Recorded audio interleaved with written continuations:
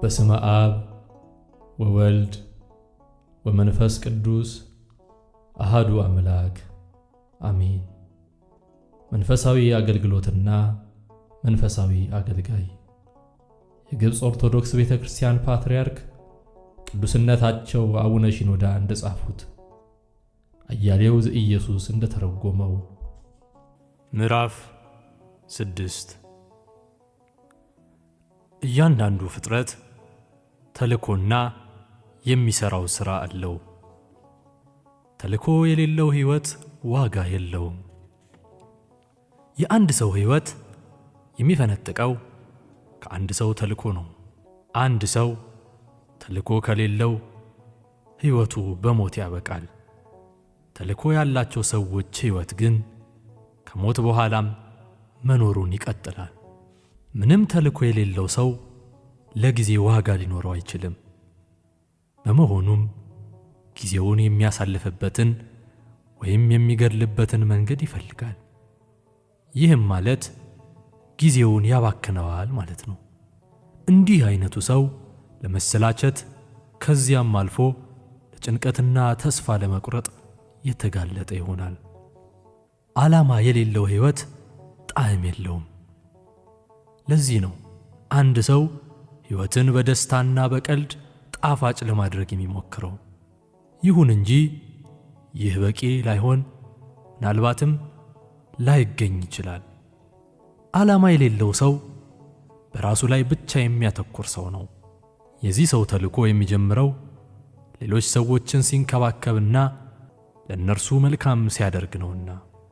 በእርግጥም እያንዳንዱ ፍጡር ተልኮ አለው፣ መላእክትና ግዑዛን ፍጥረታት ጭምር።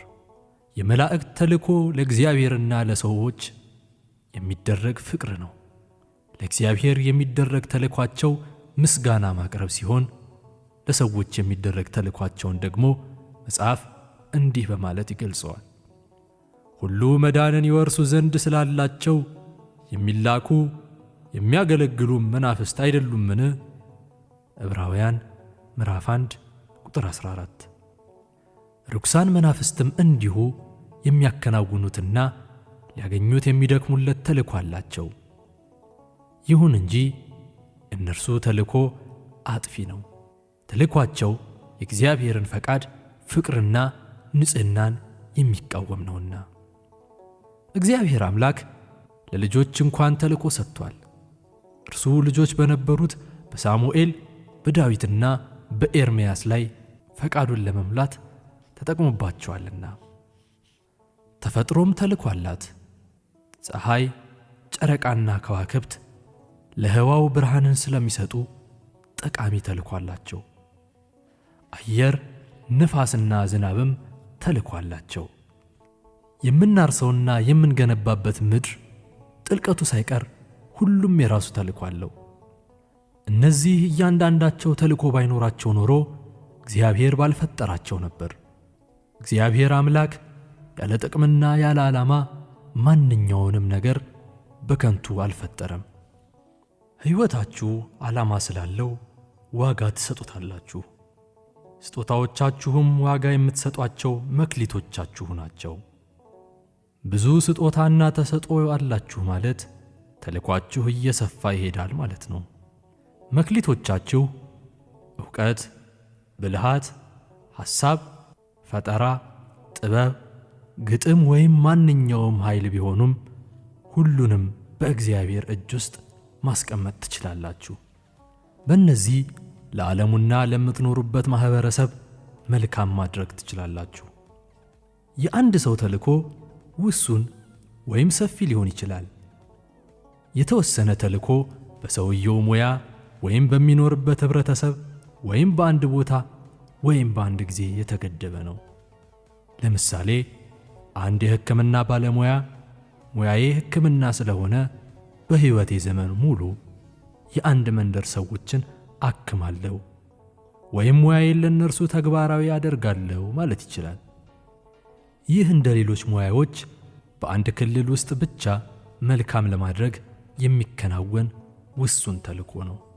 ልክ እንደዚሁ ማኅበራዊ አገልግሎት በቤተሰብ ውስጥ ወይም በአንድ ሰው ሥራ ወይም በአካባቢ ውስጥ ሊወሰን ይችላል። አንዳንድ ሰዎች በሕይወታቸው ውስጥ ያለውን ተልእኮ አይረዱትም። አንዳንድ እናቶች ትኩረት ሊሰጡት የሚገባውን ነገር ልጆቻቸውን መመገብ፣ እንዲሁም ልብሶቻቸውን፣ ትምህርታቸውንና ምኞቶቻቸውን ማቅረብ እንጂ ሌላ ነገር አይደለም ብለው ያስባሉ። እነርሱ ለልጆቻቸው መንፈሳዊ ሕይወት ምንም ክብደት አይሰጡም። ይህን ሲያደርጉም ዘላለማዊነታቸው በራሱ ተልእኮ እንደሆነ ባለማወቅ ነው።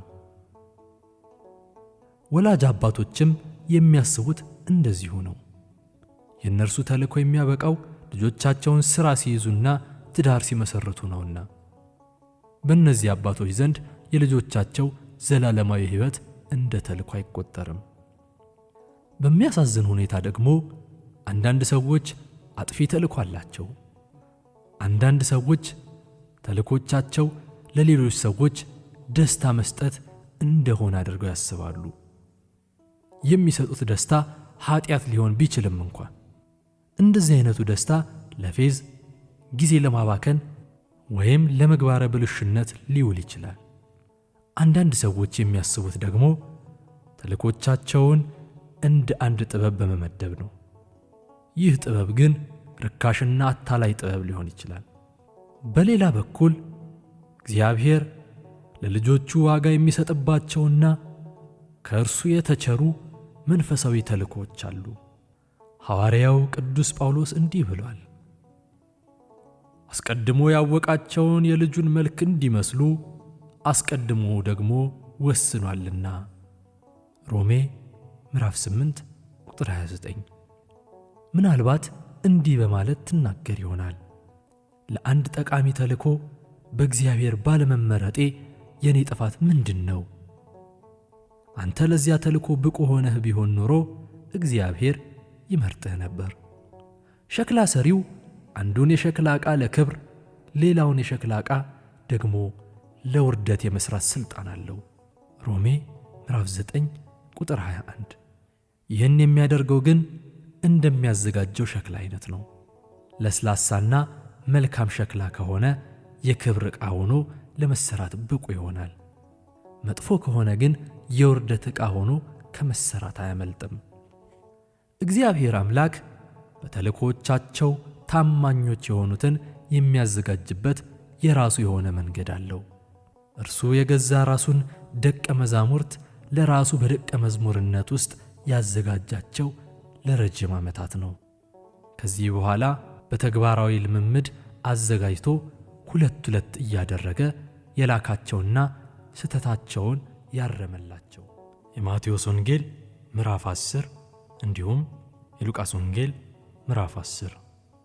ከዚህ በተጨማሪ በመንፈስ ቅዱስ ስላዘጋጃቸው እንዲህ ብሏቸዋል፣ ነገር ግን መንፈስ ቅዱስ በእናንተ ላይ በወረደ ጊዜ ኃይልን ትቀበላላችሁ። የሐዋርያት ሥራ ምዕራፍ 1 ቁጥር 8።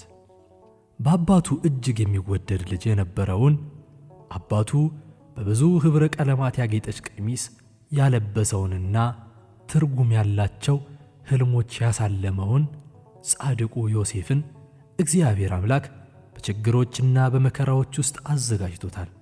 በአባቱ ተሞላቆ ያደገው ዮሴፍ በእግዚአብሔር ፈቃድ በጉድጓድ ውስጥ ባይጣል፣ በእርሱ ላይ ያሴሩት ወንድሞቹ ባይክዱት፣ እንደ ባሪያ ባይሸጥ፣ በጲጢፋራ ሚስት በሐሰት ባይከሰስና በወህኒ ባይጣል ኖሮ ለታላቅ ተልእኮ ባልበቃም ነበር።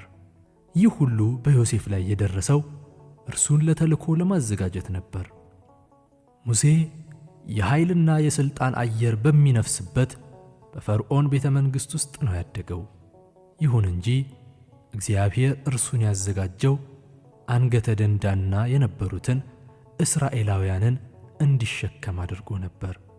እግዚአብሔር እርሱን ከሥልጣን ወደ እረኝነት ሕይወት፣ ከቤተ መንግሥትም ወደ ምድረ በዳ ሕይወት አዘዋውሮታል። ሙሴ ለበጎቹ በማዘን ታዛዦች መሆን ላልቻሉት ሕዝብ ማዘን እንዲችል አድርጎታል። እንዲህ ባሉት ብዛት ያላቸው መንገዶች እግዚአብሔር ልጆቹን ለተልእኮቻቸው አዘጋጅቷቸዋል። እርሱ ሙሴን ብዙ ጊዜ እንዳበረታታው ሁሉ ልጆቹንም አበረታቷቸዋል። በሌላ ጊዜዎች ደግሞ እርሱ ለኢያሱና ለኤርምያስ ቃል እንደገባላቸው ሁሉ ለእነርሱም ቃል ገብቶላቸዋል። ስለሆነም ማናቸውም አይነት ሁኔታዎችና መከራዎች ሲገጥማችሁ እግዚአብሔር ለተልእኮ እያዘጋጃችሁ እንደሆነ እርግጠኞች ሁኑ።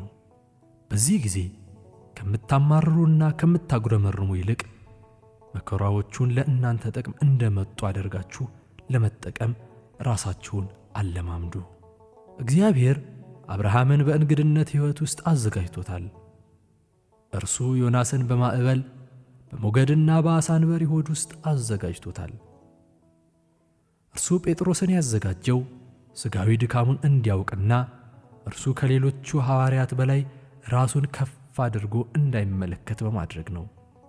ለታላላቅ ተልእኮች የታመኑት ሰዎች የተዘጋጁት ገና ከመወለዳቸው አስቀድሞ ነበር። እግዚአብሔር አምላክ ለነቢዩ ኤርምያስ እንዲህ ነበር ያለው፣ በሆድ ሳልሰራህ አውቄሃለሁ፣ ከማኅፀንም ሳትወጣ ቀድሼሃለሁ፣ ለአሕዛብም ነቢይ አድርጌሃለሁ። ኤርምያስ ምዕራፍ 1 ቁጥር 5። ስለ መጥምቁ ዮሐንስ ቅዱሳት መጻሕፍት እንዲህ ይላሉ፣ ገናም በእናቱ ማኅፀን ሳለ መንፈስ ቅዱስ ይሞላበታል። ሉቃስ ምዕራፍ 1 ቁጥር 15። ቅዱስ ጳውሎስም ስለ ራሱ ሲናገር ይህን ብሏል፣ ነገር ግን በእናቴ ማኅፀን ሳለው የለየኝ በጸጋውም የጠራኝ እግዚአብሔር። ገላትያ ምዕራፍ 1 ቁጥር 15። እግዚአብሔር የተለያዩ ተልእኮዎች አሉት። የሚመርጠውም ለእነዚህ ተልእኮዎች ተፎካካሪ የሆኑትን ሰዎች ነው። ምግባረ ብልሹ የነበረው ንጉሥ አክዓብን ለመገሰጽና የበዓልን ነቢያት ለማስወገድ የሚያስችል ተልእኮ እንደ ነቢዩ ኤልያስ ሊኖር ያስፈልጋል። እርሱ በሰላማዊ ሕሊና ውስጥ ሆኖ እኔስ የእግዚአብሔር ሰው እንደሆንኩ እሳት ከሰማይ ትውረድ፣ አንተንም 50ውንም ሰዎች ትብላ። ሁለተኛ ነገሥት ምዕራፍ 1 ቁጥር 10 እና 12 በማለት መናገር የቻለ ሰው ነውና። ልክ እንደዚሁ እልህኛና አንገተ ደንዳና ሰዎችን ለመምራት የሚያስችል ከባድ ተልእኮ እንደ ሙሴ ታጋሽና በምድር ላይ ካሉት ሰዎች ይልቅ እጅግ ትሑት የሆነ ሰው ያስፈልገው ነበር። ኦሪት ዘኍልቍ ምዕራፍ 12 ቁጥር 3። ይህ ይሁን እንጂ አንዳንድ ጊዜ እግዚአብሔር ተሰጥኦ የሌላቸውን ሰዎች በመምረጥ በጸጋው አማካኝነት ለአገልግሎት የሚያስፈልጉትን ችሎታዎች ሁሉ አድሏቸዋል። እርሱ ጥበበኞችን እንዲያሳፍር የዓለምን ሞኝ ነገር መርጧል። ብርቱ የሆነውንም ነገር እንዲያጠፋም የዓለምን ደካማ ነገር መርጧል። አንደኛ ቆሮንጦስ ምዕራፍ 1 ቁጥር 27 እና 28። የኃይሉ ታላቅነት ከእግዚአብሔር እንጂ ከእኛ እንዳይሆን እርሱ ተልእኮውን በምድራዊ ሸክላ እንዲፈጽም መርጧል። ሁለተኛ ቆሮንጦስ ምዕራፍ 4 ቁጥር 7። ዓለሙ ብዛት ባላቸው ተልእኮዎች ተሞልቷል። ይሁን እንጂ ከሁሉም ተልእኮዎች ታላቅ የሆነው ለሰው ልጆች ድኅነት መሥራትና እነርሱን ከዘላለም ቅጣት መጠበቅ ነው። በዚህ የአገልግሎት መስክ ላይ የሚያገለግሉ አገልጋዮች እንደ ሰማይ ጸዳልና እንደ ከዋክብት እስከ ዘላለም ድረስ ይደምቃሉ። ትንቢተ ዳንኤል ምዕራፍ 12 ቁጥር 3። ቅዱስ ያዕቆብም ይህን አስመልክቶ ሲጽፍ እንዲህ ብሏል፣ ወንድሞቼ ሆይ ከእናንተ ማንም ከእውነት ቢስት አንዱም ቢመልሰው ኃጢአተኛን ከተሳሳተበት መንገድ የሚመልሰው ነፍሱን ከሞት እንዲያድን የኃጢአትንም ብዛት እንዲሸፍን ይወቅ። ያዕቆብ ምዕራፍ 5 ቁጥር 20። አንድን ነፍስ ከሞት ማዳን ምንኛ ታላቅ ነገር ነው! ብዙ ነፍሳትን ማዳንስ ምንኛ እጅግ ታላቅ ነገር ነው! በአገልግሎት መስክ ውስጥ የሚሰሩ ሰዎች ከእግዚአብሔር ጋር መስራታቸው እርግጥ ነው። ቅዱስ ጳውሎስ ስለ ራሱ ሥራና ስለ ወንድሙ ስለ አጵሎስ ሥራ ሲናገር ከእርሱ ጋር አብረን የምንሠራ ነንና አንደኛ ቆሮንጦስ ምዕራፍ 3 ቁጥር 9 ብሏል። በሌላ ቦታ ላይ ደግሞ እንዲህ ብሏል፣ እንግዲህ እግዚአብሔር በእኛ እንደሚማለድ ስለ ክርስቶስ መልእክተኞች ነን። ከእግዚአብሔር ጋር ታረቁ ብለን ስለ ክርስቶስ እንለምናለን። ሁለተኛ ቆሮንቶስ ምዕራፍ 5 ቁጥር 20። በእርግጥም ይህ በሥራ ላይ ካለው ከመንፈስ ቅዱስ ጋር የሚሆን ኅብረት ነው። እንዲህ አይነቱ ኅብረት ደግሞ ለተልእኮ ጠቀሜታውንና ጥብቅነቱን ያድለዋል። በዚህ መስክ ውስጥ የሚሰሩ ነፍሳት ታላላቅ ነፍሳት ለመሆናቸው ምንም ጥርጥር የለውም። መጥምቁ ዮሐንስ የእግዚአብሔርን መንገድ ያዘጋጀው ከ1 ዓመት በሚያንስ ጊዜ ውስጥ ነው። እርሱ ሥራውን የጀመረው 30 ዓመት ሲሞላው ነው። ክርስቶስ ደግሞ ከ6 ወራት በኋላ በዚያን ጊዜ የንስሐ ጥምቀት ተስፋፍቶ ነበር። እርሱ ሥራውን የጀመረው 30 ዓመት ሲሞላው ነው። ክርስቶስ ደግሞ ከ6 ወራት በኋላ። በዚያን ጊዜ የንስሐ ጥምቀት ተስፋፍቶ ነበር። መጥምቁ ዮሐንስ መንገዱን ያዘጋጀውም በጥቂት ወራት ውስጥ ነበር። ልክ እንደዚሁ 12ቱ ሐዋርያት የወንጌልን ቃል በዓለም ዙሪያና እስከ ምድር ዳርቻ ድረስ ያስፋፉት በጥቂት ወራት ውስጥ ነበር። መዝሙር 18 ቁጥር 4። የእግዚአብሔር ቃል ስለተስፋፋ የደቀ መዛሙርት ቁጥር እጅግ ስለጨመረ ሐዋርያት ሥራ ምዕራፍ 6 ቁጥር 7 የእግዚአብሔር መንግሥት በኃይል መታ ነበር። ማርቆስ 9 ቁጥር 1። ለታላላቅ ተልእኮች የታመኑ ሰዎች በሥራቸው ጥብቆች ናቸው። የእነርሱ ሕይወት ፍሬ እንዳፈራ ትልቅ ዛፍ ነው። ይህ ታላቁ አባ እንጦንስ ስለ ቅዱስ መቃርስ ታላቅ ኃይል የወጣው ከእነዚህ እጆች ውስጥ ነው በማለት የተናገራቸውን ቃላት ያስታውሰኛል። በተልእኮቻቸው የታመኑ ሰዎች ተጽዕኖ በትውልዳቸው ብቻ የተገደበ አይደለም። እነርሱ ጊዜን አቋርጠው ስለሄዱ ከተልእኮቻቸው የተጠቀመው ትውልዳቸው ብቻ ሳይሆን ሁሉም ትውልድ ነው። ተልእኮቻቸውና ሥራዎቻቸው ከእነርሱ ሞት በኋላ እንኳ ቀጥሏል። በእርግጥም ብዛት ያላቸው ቅዱሳን ከሞቱ በኋላ እንኳ በተልእኮቻቸው በእግዚአብሔር ታምነዋል። በአንተ ሕይወት ውስጥ ያሉ ሰዎች አንድ ደራሲ ለራሱ ብቻ የሚኖር ሰው መኖር አይገባውም በማለት የተናገረው አባባል እውነት ነው።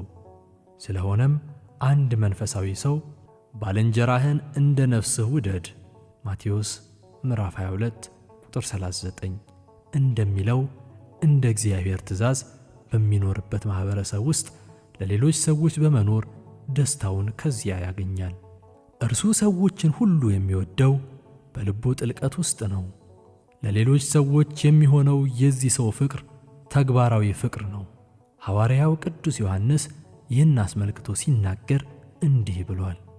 ልጆቼ ሆይ በሥራና በእውነት እንጂ በቃልና በአንደበት አንዋደድ። አንደኛ ዮሐንስ ምዕራፍ 3 ቁጥር 18። እንደዚህ አይነቱ ፍቅር ተለይቶ የሚታወቀው በአካላዊም ሆነ በመንፈሳዊ መንገድ በመስጠቱ ነው። ስለሆነም እንደ መንፈስ ፈቃድ የሚኖር ሰው በተፈጥሮ አገልጋይ ሆነዋል ማለት ነው። እንዲህ አይነቱ ሰው እንዲሰራ ባይፈለግም እንኳን በማንኛውም የአገልግሎት መስክ ውስጥ ያገለግላል። ምክንያቱም አገልግሎት ለእርሱ ተፈጥሮውና የስብዕናው አንድ ክፍል ስለሆነ ነው። እርሱ ለሁሉም ሰው ፍቅር ይሰማዋል። ሌሎችን ከመመገብ ይልቅም በአገልግሎት ይመገባል። አገልግሎት የመላእክት ሥራ ከሆነ ዕብራውያን ምዕራፍ 1 ቁጥር 14 ይበልጥ ደግሞ ለሰው ልጆች ሊሆን ይገባዋል። መላእክት የሰው ልጆችን የሚያገለግሉት እንደ ሥራ ወይም እንደ ሸክም አድርገው ሳይሆን በፍቅርና በመሥዋዕት ነው። ሱራፌልን ተመልከቱ። እነርሱ ለምስጋና የታመኑ ሆነው ሳሉ ኢሳይያስ እኔ ከንፈሮቼ የረከሱብኝ ሰው ነኝ ብሎ ሲናገር ባደመጡት ጊዜ ከእነርሱ አንዱ እየበረረ ወደ እርሱ ሄዶ ከመሠዊያው ላይ በጉጠት በወሰደው ፍም እሳት ከንፈሩን በመንካት በደሉን አስወግዶለታል። ኢሳይያስ ምዕራፍ 6 ቁጥር 6። መድኃኒታችን ኢየሱስ ክርስቶስ ፍቅር በአገልግሎቱና ነፃ በማውጣቱ ውስጥ እንዴት እንደተገለጠ ተመልከቱ። መጽሐፍ ስለ እርሱ የሚናገረው እንዲህ በማለት ነው። እንዲሁ የሰው ልጅም ሊያገለግልና ነፍሱን ለብዙዎች ቤዛ ሊሰጥ እንጂ እንዲያገለግሉት አልመጣም። ማርቆስ ምዕራፍ 10 ቁጥር 45። መድኃኒታችን ራሱ ነፍሱን ስለ ወዳጆቹ ከማኖር ይልቅ ከዚህ የሚበልጥ ፍቅር ለማንም የለውም ዮሐንስ ምዕራፍ 15 ቁጥር 13 በማለት ተናግሯል። አንድ ሰው በዙሪያው ላሉት ሰዎች የደስታ ምንጭ መሆኑ ምንኛ ድንቅ ነገር ነው። ለዚህ ነው አባትነትና እናትነት በፍቅር የሚታወቀው። ጌታ ለኢየሩሳሌም እንዲህ ብሏት ነበር፣ ዶሮ ጫጩቶቿን በክንፎቿ በታች እንደምትሰበስብ ልጆችሽን እሰበስብ ዘንድ ስንት ጊዜ ወደዱ። ማቴዎስ ምዕራፍ 23 ቁጥር 37። ከዚህ በተጨማሪ እግዚአብሔር በነቢዩ ኢሳይያስ መጽሐፍ ውስጥ እንዲህ በማለት ተናግሯል፣ በውኑ ሴት ከማኅፀኗ ለተወለደው ልጅ እስከማትራራ ድረስ ሕፃኗንም ትረሳ ዘንድ ትችላለችን? አዎን እርሷ ትረሳ ይሆናል፣ እኔ ግን አልረሳሽም። ኢሳይያስ ምዕራፍ 49 ቁጥር 15። እንዲህ አይነቱ ፍቅር ለሌሎች ሰዎች በመስጠትና መሥዋዕት በመሆን የሚያስደስት ፍቅር ነው። ይህ እንደ መንፈስ ፈቃድ የሚኖሩ ሰዎች መለያ ጠባይ ነውና። ስለሆነም ይህ በአምላካችን በኢየሱስ ክርስቶስ በሚገባ ተገልጧል። ከሚቀበል ይልቅ የሚሰጥ ብፁዕ ነው። ሐዋርያት ሥራ ምዕራፍ 20 ቁጥር 35። ይህ የሚያሳየን መስጠት ለሌሎች ሰዎች ፍቅርን መግለጡን ሲሆን፣ በአንጻሩ ደግሞ መቀበል በአብዛኛው የሚገልጠው ለራስ ማተኮርን ነው። የሚሰጥ ፍቅር የሚገለጠው የመድኃኒታችን የኢየሱስ ክርስቶስ ጥልቅ ቃላት ነው። ተርቤ አብልታችሁኛልና ማቴዎስ ምዕራፍ 25 ቁጥር 35። የሐዋርያው የቅዱስ ያዕቆብ ቃላት ጥልቀት የሚገልጡትም ይህንን ነው። ንጹሕ የሆነ ነውርም የሌለበት አምልኮ በእግዚአብሔር አብ ዘንድ ይህ ነው፣ ወላጆች የሌላቸውን ልጆች ባልቴቶችንም በመከራቸው መጠየቅ፣ በዓለምም ከሚገኝ ዕድፍ ሰውነቱን መጠበቅ ነው። ያዕቆብ ምዕራፍ 1 ቁጥር 27። ከፍቅር የሚወጣ መስጠት ትእዛዛትን ለማክበር ብቻ ከሚደረግ ተራ ሽርጉድ፣ ውዳሴን ለመቀበል ሲባል ከሚፈጸም ተራ ምኞትና ተራ ሥራን ለማሟላት ከሚደረግ ክንውን ይለያል። አንዳንድ ሥራዎች ለሰዎች እንክብካቤ ስለሚያደርጉ በሰዎቹ ዘንድ የሚወደዱ ይሆናሉ። ሕክምና፣ ሞግዚትነትና የማኅበረሰብ አገልግሎት የእነዚህ ሥራዎች ምሳሌዎች ናቸው። ከዚህ በተጨማሪ የንስሐ አባቶች መንፈሳዊ ሐኪሞች ናቸው። እነርሱ የሕዝቡን ሸክሞች በመሸከም ለእነርሱ መደላደልን ይሰጣሉና። አንዳንድ ሰዎች የገንዘብ እርዳታ ባይሰጡም ለሰውየው ደስታ ሊሰጠው የሚችል ጆሮ ሊያውሱት ይችላሉ፣ ወይም የሚያጽናና ቃል ሊነግሩት ይችላሉ። ይህ ደግሞ ሌሎች ሰዎች እንዲወዳቸው ያደርጋቸዋል። ሌሎች ሰዎች ደግሞ ከዚህ በተቃራኒ ራሳቸውን ወዳዶች ናቸው። ለእነርሱ ሁሉም ነገራቸው ራሳቸውን መውደዳቸው ነው። አንድ ሰው እኔ ወይም የጥፋት ውሃ ብሎ መናገሩ ከባድ ነገር ነው። አንድ ገጣሚ ከዚሁ ጋር ተመሳሳይ ቃል ተናግሯል። እኔ በውሃ ጥም ከሞቱ ዝናብ አይዝነብ። ዮናስ የነነዌ ሰዎች ድህነት በማግኘታቸው መናደዱ መንፈሳዊ አመለካከት አልነበረም። እርሱ የተናደደው ስለ እነርሱ ቅጣት የተናገረው ቃል ስላልተሟላለት ነበር። እርሱ ይህን በእነርሱ ክብር ላይ እንደመጣ አድርጎ ነበር የቆጠረው። ስለሆነም እግዚአብሔር አምላክ እንዲህ በማለት ወቅሶታል። በውኑ ትቆጣ ዘንድ ይገባሃልን? ዮናስ 4 ቁጥር 4። ከዚህ በተቃራኒ ነቢዩ ሙሴ ሌሎች ሰዎችን ስለ መውደድ ታላቅ ምሳሌ ሆኖ አሳይቶናል። እርሱ ስለ ኃጢአተኛ ሰዎች እግዚአብሔርን በመማለድ እንዲህ ብሎታል። አሁን ይህን ኃጢአታቸውን ይቅር በላቸው፣ ያለዚያ ግን ከጻፍከው መጽሐፍ እባክህ ደምስሰኝ። ዘጸአት ምዕራፍ 32 ቁጥር 32። የሙሴ ቃላት ሐዋርያው ቅዱስ ጳውሎስ ከተናገራቸው ቃላት ጋር ተመሳሳይነት አላቸው። በሥጋ ዘመዶቼ ስለሆኑ ስለ ወንድሞቼ ከክርስቶስ ተለይቼ እኔ ራሴ የተረገምኩ እንደሆን እጸልይ ነበርና። ሮሜ ምዕራፍ 9 ቁጥር 3። ሁለቱም አይነት ቅዱሳን በእነርሱ ፈንታ ሌሎች ይድኑ ዘንድ የዘላለም ሕይወታቸውን እስከ ማጣት ድረስ በእግዚአብሔር ፊት የተረገሙ እንዲሆኑ መርጠዋል። ይህ በተግባር ሊተረጎም የሚቻል የማይመስል እጹብ ድንቅ ነገር ነው። ሌላው ሁሉ ቢቀር ፍቅር ለሌሎች ሰዎች እንድትጸልዩ ይጠይቃችኋል። አንዳንድ ሰዎች ሌሎች ሰዎችን በጸሎታቸው ውስጥ ዋና ጉዳያቸው አድርገው ነው የሚያስቀምጧቸው። ቅድስት ቤተ ክርስቲያን በቅዳሴ ጸሎቶቿ ለሰዎች ሁሉ ትጸልያለች።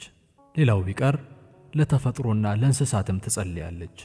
መድኃኒታችን ኢየሱስ ክርስቶስ የጌታ ጸሎት በተባለው ጸሎቱ ውስጥ ለሌሎች ሰዎች ስለ መጸለይ ድንቅ የሆነ ምሳሌ ሰጥቶናል። በዚህ ጸሎት ውስጥ ያስተማረን በብዙ ቁጥር እንድንጸልይ ነው እንጂ በነጠላ ቁጥር እንድንጸልይ አይደለም። ይህ የሌሎች ሰዎችን ፍላጎት በጸሎታችን ውስጥ እንድናጠቃልል ያደርገናልና። የሃይማኖት ጸሎታችንም ነአምን በአሃዱ አምላክ የሚለው ከዚሁ ጋር ተመሳሳይ ነው። ክርስትና የሚያስተምረን ሁላችንም የአንድ አካል ብልቶች መሆናችንን ነው። አንዱ ብልት ቢጎዳ ሁሉም ብልቶች ከእርሱ ጋር አብረው ይጎዳሉ። አንደኛ ቆሮንቶስ ምዕራፍ 12 ቁጥር 26። ሐዋርያው እንዲህ ብሎናል፣ ደስ ከሚላቸው ጋር ደስ ይበላችሁ፣ ከሚያለቅሱም ጋር አልቅሱ። ሮሜ 12 ቁጥር 15። ሌሎች የተባሉት ሰዎች ምንም ይሆኑ ምን እኛ ለእነርሱ ያደረግንላቸው ነገር ምንድን ነው? እኛ እኮ የምንወደው የሚወዱንን ብቻ ነው። መድኃኒታችን ኢየሱስ ክርስቶስ ይህን አስመልክቶ ሲያስተምረን እንዲህ ነው ያለን፣ የሚወዷችሁን ብትወዱ ምን ዋጋ አላችሁ? ቀራጮችስ ያንኑ ያደርጉ የለምን? ወንድሞቻችሁንም ብቻ እጅ ብትነሱ ምን ብልጫ ታደርጋላችሁ? አሕዛብስ ያንኑ ያደርጉ የለምን? ማቴዎስ ምዕራፍ 5 ቁጥር 46 እስከ 47። ስለሆነም ለኃጢአተኞችና ለጥፋተኞች የምንሰራው ሥራ አለብን ማለት ነው። ማንኛውም ሰው አንድ ምዕራፍ አብረነው እንድንሄድ ቢጠይቀን ሁለተኛውንም አብረነው የምንሄድበት፣ እጀ ጠባባችንን እንዲወስድ ለሚወድ መጎናጸፊያችንን የምንተውበት፣ እንዲሁም የሚረግሙንና የሚሰድቡንም መልካም የምናደርግበት ሥራ አለብን። መንፈሳዊው ሰው በሌሎች ሰዎች ድካም ላይ የራሱን ዕረፍት አይገነባም። ይልቁንም እነርሱን ለማደላደል እርሱ ይደክማል እንጂ። መንፈሳዊው ሰው ለሌሎች ሰዎች ብርሃን ለመስጠት ሲል የሚቀልጥ ሻማ ነው።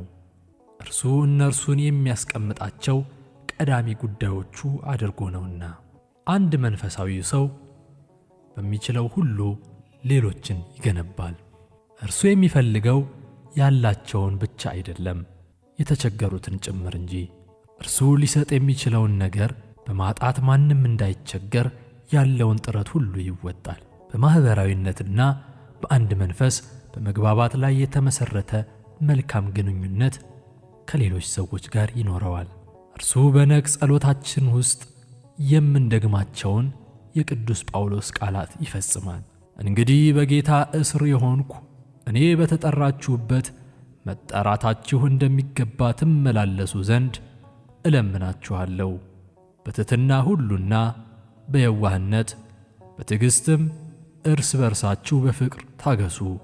በሰላም ማሰሪያ የመንፈስን አንድነት ለመጠበቅ ትጉ። በመጠራታችሁ በአንድ ተስፋ እንደተጠራችሁ አንድ አካልና አንድ መንፈስ አለ። ኤፌሶን ምዕራፍ 4 ቁጥር 1 እስከ 4። በጠፋው ልጅ ታሪክ ውስጥ ታላቅ ወንድምየው ወደ ቤቱ ስለተመለሰው ታናሽ ወንድሙ ደንታ አልሰጠውም። እርሱ ወንድሙ ከጠፋበት ስለተመለሰ ደስተኛ አልሆነም። የእርሱን መመለስ በማስመልከት በተዘጋጀው ግብዣ ላይም ተሳታፊ አልሆነም። ይልቁንም እርሱ በዚያን ጊዜ አባቱ ሊሰጠው ስለሚገባው ነገር ብቻ ሲል ስለ ራሱ ያስብ ነበር። ሌሎች ሰዎችን መውደድ እንድንችልና እርሱን ደስ ማሰኘት የምንፈልግ ከሆነ ራሳችንን እንካድ። ሌሎች ሰዎችን ስለ ማበረታታት በመንፈሳዊነታቸው እንዲሁም ከእግዚአብሔርና ከሰዎች ጋር ባላቸው ግንኙነት ድል አድራጊዎችና አሸናፊዎች ስለሆኑ ሰዎች ብዙ ጊዜ እናወራለን። አሁን ላወራችሁ የምወደው ግን ስለ ደከሙና ስለ ወደቁ ሰዎች ሲሆን ከዚሁ ጋር አያይዘን ለእነርሱ ሊደረግላቸው ስለሚገባ ማበረታቻ ነው። ሌሎች ሰዎችን ማበረታታት ታላቅ የቅድስና ሥራ ነው። ቅዱሳት መጻሕፍትም ይህን አስመልክተው ሲናገሩ እንዲህ ብለዋል። ወንድሞች ሆይ ድፍረት የሌላቸውን አጽኗቸው፣ ለደካሞችም ትጉላቸው። አንደኛ ተሰሎንቄ ምዕራፍ 5 ቁጥር 14። ማበረታታት ከሚያስፈልጋቸው ከብዙዎች ዋና ዋናዎቹ የሚከተሉት ናቸው። ድፍረት የሌላቸውና ደካሞች። ድፍረት የሌላቸው ሰዎች ውስጣቸው የተንኮታኮተባቸው ሰዎች ከመሆናቸው በተጨማሪ የዛለ መንፈስ ያላቸው ሰዎች ናቸው። ይህ ደግሞ አቅመቢሶች እንደሆኑ አድርገው እንዲያስቡ ስለሚያደርጋቸው ተስፋ ወደ መቁረጥ ይጠጋሉ። ማበረታታት የሚያሻቸው ሰዎች እንዳይወድቁና እንዳይቀጡ አንድ የሚይዛቸው ወይም የሚደግፋቸው ሰው ያስፈልጋቸዋል። ከዚህ በተጨማሪ የደከሙ ሰዎች ድጋፍ እንዲደረግላቸውና እንዲበረታቱ ይፈልጋሉ። አንድን ደካማ ሰው ካፌዝንበት ወይም ከኛ ዘንድ ካራቅነው ወይም በመውደቁና በመጥፋቱ ከተሳለቅንበት እናጣዋለን። ያለ ድጋፍ ከተውነው ይጠፋል። መውደቁና ኃጢአት መስራቱ አያባራምና። እስቲ መጽሐፍ ቅዱስ የሚናገራቸውን ቃላት ልብ ብላችሁ አጢኑ። ወንድሞቼ ሆይ ከእናንተ ማንም ከእውነት ቢስት አንዱም ቢመልሰው ኃጢአተኛን ከተሳሳተበት መንገድ የሚመልሰው ነፍሱን ከሞት እንዲያድን የኃጢአትንም ብዛት እንዲሸፍን ይወቅ። ያዕቆብ ምዕራፍ 5 ቁጥር 20። እናንተም በየዕለቱ የሚወድቀው ወንድማችሁን ለማዳን መሞከርና እርሱን መደገፍ አለባችሁ። ለእርሱ የምታደርጉት ሙከራ በግብዝነት ከሆነ አሁንም በኃጢአቱና በውድቀቱ ይቀጥላል። ስለሆነም ተስፋ አትቁረጡ፣ እርሱንም ከዓይናችሁ ክልል አታርቁት። ይልቁንም ከውድቀቱ እንዲነሳ አበረታቱት። ይህን ስታደርጉ ግን ይህ ጉዳይ ጊዜ የሚወስድና ረጅም ትዕግሥት የሚሻ መሆኑን ልብ በሉ። ኃጢአት ለረጅም ዘመናት በውስጡ የተተከሉበትን እንዲህ አይነቱን ደካማ ሰው ከነዚህ ኃጢአቶቹ በፍጥነት ማላቀቅ ቀላል ነገር አይደለም። እነዚህ ኃጢአቶቹ ልማድ ወይም ተፈጥሮ ሆነውበታልና። ስለሆነም እንዲህ አይነቱን ሰው ቃላቶቻችሁ በቀላሉ ሊያሳምኑት አይችሉም።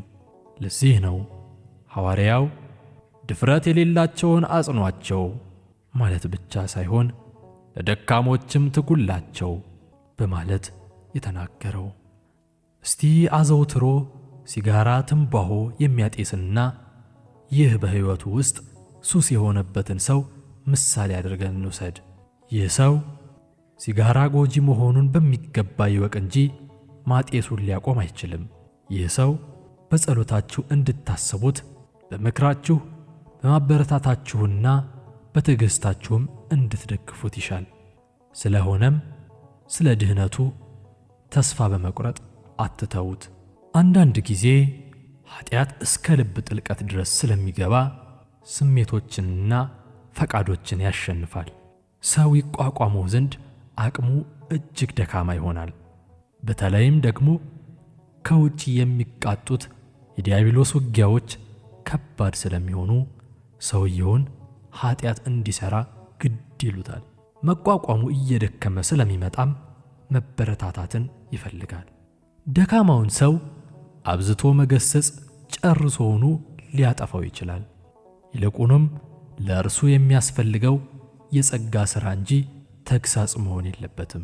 በመሆኑም የማልወደውን ክፉን ነገር አደርጋለሁና ዳሩ ግን የምወደውን በጎውን ነገር አላደርገውም። የማልወደውን የማደርግ ከሆንኩ ግን ያን የማደርገው አሁን እኔ አይደለሁም፣ በእኔ የሚኖር ኃጢአት እንጂ። ሮሜ ምዕራፍ 7 ቁጥር 19 እስከ 20 የሚሉት የቅዱሳት መጻሕፍት ቃላት በእርሱ ላይ ተግባራዊ ይሆናሉ። እንዲህ አይነቱ ሰው በልማድ በሱስና በፍላጎት እግር ተወርች ይተበተባል። ሐዋርያው ቅዱስ ጳውሎስ እነዚህን ሰዎች አስመልክቶ ሲናገር እንዲህ ብሏል። ከእነርሱ ጋር እንደ ታሰራችሁ ሆናችሁ እስረኞችን አስቡ፣ የተጨነቁትንም ራሳችሁ ደግሞ በሥጋ እንዳላችሁ ሆናችሁ አስቡ። ዕብራውያን ምዕራፍ 13 ቁጥር 3። እንደዚህ ሰው ያሉ የታሰሩ ሰዎችን ለማበረታታት ሞክሩ፣ ከሰንሰለቶቹ እንዲፈታም አድርጉ። እኛ ሁላችን እንዲህ ላለው ተመሳሳይ ድካም የተጋለጥነንና ከእናንተ ድጋፍ እንደ ተጠበቀ ሆኖ ሳለ ይህ ሰው ስለ ድህነቱ ቸልተኛ ከሆነ ወይም ፈቃዱ ደካማ ሆኖ በየዕለቱ የሚወድቅ ከሆነ ድካሙን አታንቋሹበት። የሚከተለውን የመጽሐፍ ቅዱስ ቃልም ዘወትር አስታውሱ። ስለዚህ የላሉትን እጆች የሰለሉትንም ጉልበቶች አቅኑ። ዕብራውያን ምዕራፍ 12 ቁጥር 12። የላሉ እጆች ሥራ ሊሰሩ አይችሉም፣ የሰለሉ ጉልበቶችም ሊነሱና ሊንቀሳቀሱ አይችሉም። እነዚህ ሁለቱ የሰውን ሙሉ ስንኩልነትና ምንም አይነት ሥራ መሥራት አለመቻሉን የሚያሳዩ ገጽታዎች ናቸው። ሐዋርያው ቅዱስ ጳውሎስ እነዚህን መለኮታዊ ቃላት የጠቀሰው ከነቢዩ ኢሳይያስ የትንቢት መጽሐፍ ለመሆኑ አያጠያይቅም። የደከሙት እጆች አበርቱ፣ የላሉትንም ጉልበቶች አጽኑ። ኢሳይያስ ምዕራፍ 33 ቁጥር 3። ቴማናዊው ኤልፋዝ ጻድቁ ኢዮብ እነሆ አንተ ብዙዎችን ታስተምር ነበር፣ የደከሙትንም እጆች ታበረታ ነበር ኢዮብ ምዕራፍ 4 ቁጥር 3 ብሎ በመናገሩ ኢዮብ መልካም ትምህርት አግኝቷል። ከዚህ በተጨማሪ ከሁሉም በላይ ታላቅ የሆነውን የመድኃኒታችንን የኢየሱስ ክርስቶስ ምሳሌነት ወንጌል እንዲህ በማለት ገልጦልናል። ፍርድን ድል ለመንሳት እስኪያወጣ የተቀጠቀጠን ሸንበቆ አይሰብርም፣ የሚጤስንም የጧፍም ክር አያጠፋም። ማቴዎስ ወንጌል ምዕራፍ 12 ቁጥር 20። በዚህ ቃላት እግዚአብሔር አብ ደስ ስለተሰኘበት እንዲህ በማለት ተናግሯል። እኔ ደግፌ ያስኩት ባሪያዬ፣ ነፍሴ ደስ የተሰኘችበት ምርጤ፣ በእርሱ ላይ መንፈሴን አድርጌአለሁ። የተቀጠቀጠን ሸንበቆ አይሰብርም፣ የሚጤስንም ክር አያጠፋም። ኢሳይያስ ምዕራፍ 42 ቁጥር 1 እስከ 3። እርሱ ማንም ሰው ተስፋ እንዲቆርጥ አያደርግም። ምንም እንኳን ሸንበቆ ቢሰነጣጠቅም ቀጥ ብሎ እንዲቆም በማድረግ ያስረዋል። ጧፉ ቢጠስም ምንም እንኳን ሸንበቆ ቢሰነጣጠቅም ቀጥ ብሎ እንዲቆም በማድረግ ያስረዋል። ጧፉ ቢጨስም በነፋስ ድጋሚ ይቀጣጠላል። ስለሆነም ማንኛውም ሰው አበረታቱ እንጂ ማንንም ተስፋ አታስቆርጡ። መጽሐፍ ቅዱስ እንዲህ ይላል፣ ጠላቴ ሆይ ብወድቅ እነሳለሁና በጨለማም ብቀመጥ እግዚአብሔር ብርሃን ይሆንልኛልና በእኔ ላይ ደስ አይበልሽ። ትንቢተ ሚልክያስ ምዕራፍ 7 ቁጥር 8። በምክር በማበረታታት በትዕግሥትና በውስጡ ባለው የጸጋ ሥራ አማካኝነት ሰው ከወደቀበት መነሳቱ ምንኛ ቀላል ነገር ነው። ነቢዩ ሚክያስ በዚያው ላይ አስከትሎ ወደ ብርሃን ያወጣኛል፣ ጽድቅንም አያለው ሚክያስ ምዕራፍ 7 ቁጥር 9 ብሏል። በእርግጥም እነዚህ ቃላት በተስፋ ይሞላሉ፣ ልብን ያበረታሉ፣ ሰውንም ተደጋጋሚና ቀጣይ ከሆኑ ውድቀቶቹ እንዲነሳ ያደርጉታል። ጠቢቡ ሰለሞን በምሳሌ መጽሐፉ እንዲህ ብሏል፣ ጻድቅ 7 ጊዜ ይወድቃልና ይነሳማል። ምሳሌ ምዕራፍ 24 ቁጥር 16። ተስፋ በመቁረጥ የወደቀውን ስትመለከቱ ቀደም ሲል የጠቀስነውን ጥቅስ አስታውሱት። በመውደቁም ላይ እንዳትፈርዱም ተጠንቀቁ። አንተ በሌላው ሎሌ የምትፈርድ ማን ነህ? እርሱ ቢቆም ወይም ቢወድቅ ለገዛ ጌታው ነው። ነገር ግን እግዚአብሔር ሊያቆመው ይችላልና ይቆማል። ሮሜ 14 ቁጥር 4። ለዚህ ሰው እንዲህ በሉት፣ አንተ ድህነትህን የማትፈልገው ብትሆንም እንኳን እግዚአብሔር ድህነትህን ይፈልገዋል። እርሱ ደግሞ ሊያድንህ ይችላል። እርሱ ለደከሙት ኃይል ይሰጣል፣ ኃይል ለሌላቸውም ብርታትን ያድላልና። እርሱ አስቀድሞ የሚመጣውም የጠፋውን የሰው ልጅ ሊፈልግ ነውና። ሉቃስ 19 ቁጥር 10። እርሱ የደከመውን ወይም የወደቀውን ለማዳን አላለም፣ የጠፋውን እንጂ። እነዚህ ቃላት ምንኛ አጽናኝ ናቸው! እርሱ የመጣው ለእነዚህ ሰዎች ነው። እግዚአብሔር ስለዚህ ተልኮ ሲናገር እንዲህ ብሏል፣ ለድሆች የምሥራችን እሰብክ ዘንድ እግዚአብሔር ቀብቶኛልና፣ ልባቸው የተሰበረውን እጠግን ዘንድ፣ ለተማረኩትም ነፃነትን፣ ለታሰሩትም መፈታትን እናገር ዘንድ ልኮኛል። ኢሳይያስ ምዕራፍ 61 ቁጥር 1። አዎን፣ ክርስቶስ የመጣው ለድሆች፣ ልባቸው ለተሰበረባቸው፣ በግዞት ላሉትና ለታሰሩት ነው። እርሱ ወደ እነርሱ የመጣው ከምሥራች ቃልና ከሚያጽናና ቃል ጋር ነው። እርሱ የመጣው ለእነርሱ ነፃነትን ሊያውጅ ነው። ከዚህ በተጨማሪም የሚያለቅሱትንም ሁሉ አጽናና ዘንድ በአመድ ፋንታ አክሊልን፣ በልቅሶም ፋንታ የደስታን ዘይት፣ በሐዘንም መንፈስ ፋንታ የምስጋናን መጎናጸፊያ ሰጣቸው ዘንድ ልኮኛል። ኢሳይያስ 61 ቁጥር 3 የሚል ቃል ተጽፏል። በእርግጥም እንደ መልካምና ርኅሩህ እረኛ በጎቹን መጠበቅ የእርሱ ሥራ ነው።